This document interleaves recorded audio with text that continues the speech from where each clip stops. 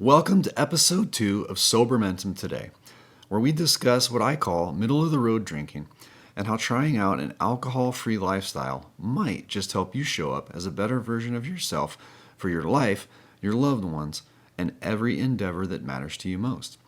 I am your host, Morgan Smith, and today's topic is drinking problems are not one size fits all. But before we get started, I'd like to offer a helpful tool for those of you who might be questioning your drinking, which can be a very healthy thing to do, by the way, or wondering whether you should consider cutting back. You can find out exactly where you stand on the alcohol drinker spectrum by clicking the link in the description box below and downloading the free info guide.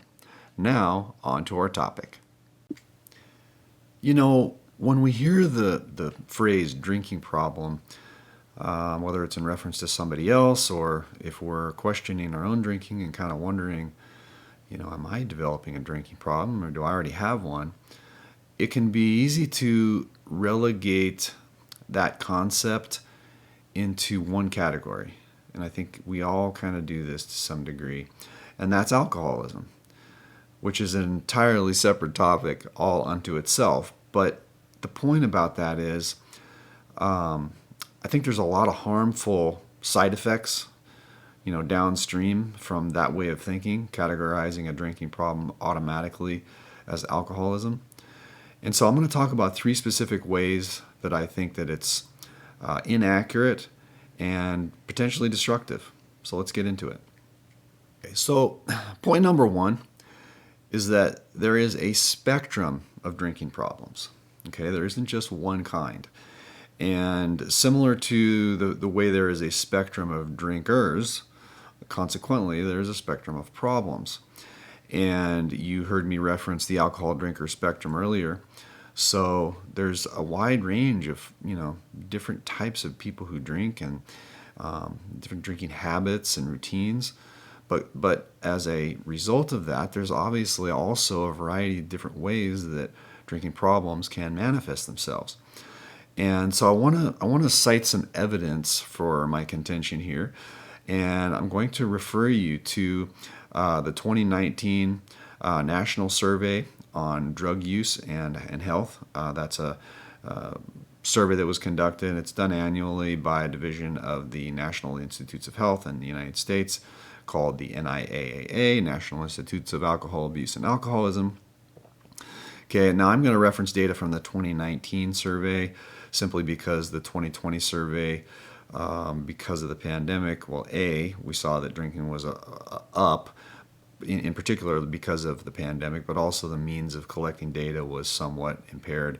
So anyway, I'll talk about that in another episode, but I want to focus specifically on the 2019 data because what it showed is essentially that about 5%, and these are U.S. statistics because that's where I'm based, but essentially about 5% of American adults fit the criteria of what's called alcohol use disorder. Okay, so the term alcoholism that we all use colloquially is actually kind of slang. It's not really a medical term. The medical definition for, severe alcohol dependence is alcohol use disorder.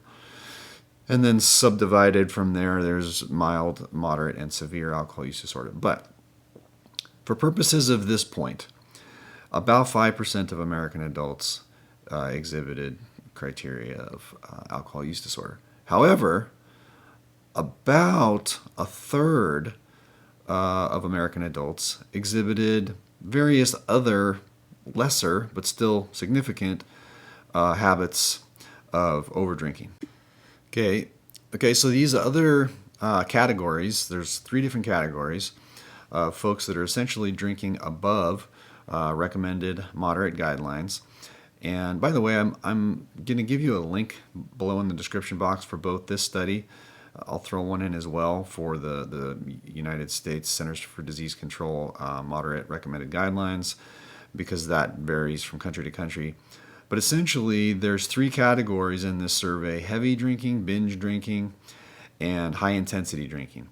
And they provide definitions in that link below. But effectively, all 3 of those categories are people who are drinking above the moderate recommended guidelines.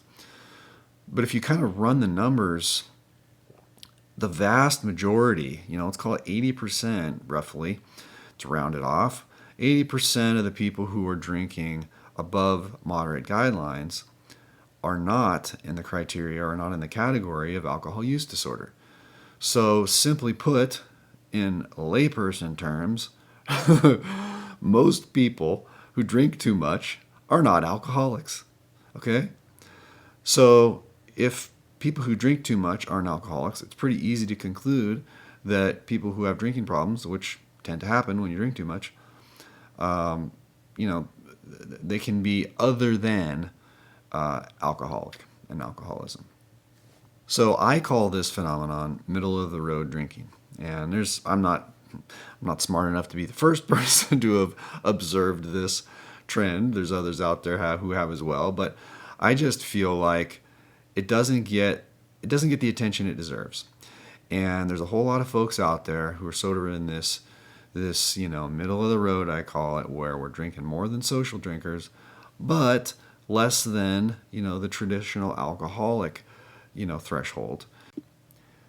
And point number 2 is that there is often this stigma associated with the concept of alcoholism or the label alcoholic that causes us to really kind of just want to distance ourselves from it. We don't want to really embrace that, because if we do, there's all of this sort of suitcase of labels and prescribed solutions that we're supposed to do. Like, if you admit that, then you're also admitting that you have a disease. There's another label for you.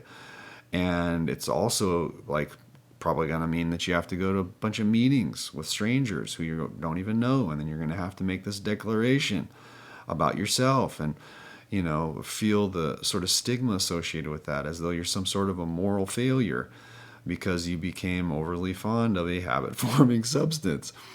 And then there's sort of this notion that you're going to walk around with a dark cloud over your head for the rest of your life, living one dreary day at a time, the whole time trying not to think about drinking.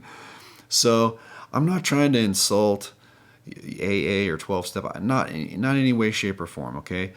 If you're a 10 out of 10 on the drinker spectrum and it has truly consumed and devastated your life, you may very well need to have a really extreme solution. I don't doubt that. I never got that far myself. I'm glad I didn't. But again, this sort of one-size-fits-all mindset about problem drinking, I think it can cause people to just sort of deny that they have a problem because they don't really like the whole bag of solutions and what it entails.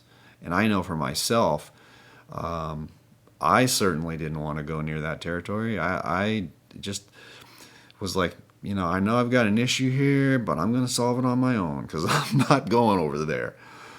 But so that's kind of one of the downsides, I think, is it can preclude people from intervening into their own habit and taking meaningful action early enough to really kind of prevent things from snowballing and getting worse. All right, and point number 3 about this is that the one-size-fits-all mentality, where we sort of lump all drinking problems into the bucket called alcoholism, is that there's also this corresponding notion that, as long as you haven't hit, quote, rock bottom, you're okay. And really nobody's going to take action until they hit rock bottom. And which, of course, is just preposterous. Why would you want to wait for a problem to really destroy you before you take action to solve it? I mean, that doesn't make sense really in any area of life. I mean, imagine if you said, if you were a smoker and you're like, well, I'm going to just wait until I get lung cancer before I quit. I'll just wait. Well, by that time, the damage is done. It's irreversible, probably. But the point about it is that this attitude or this sort of line of thinking can cause us to ignore some sort of signs, signs along the road of our drinking journey that, hey, you shouldn't be doing this. Hey, you're going too far. Hey, Likewise, to not listen to that inner voice inside that I think most of us have that wants what's best for us. And so it can lead us to go further than we really should or need to, because we've we can sort of like point to over there, the over there. That person over there drinks way more than me, so I'm okay. I haven't had any dire consequences, so I'm okay.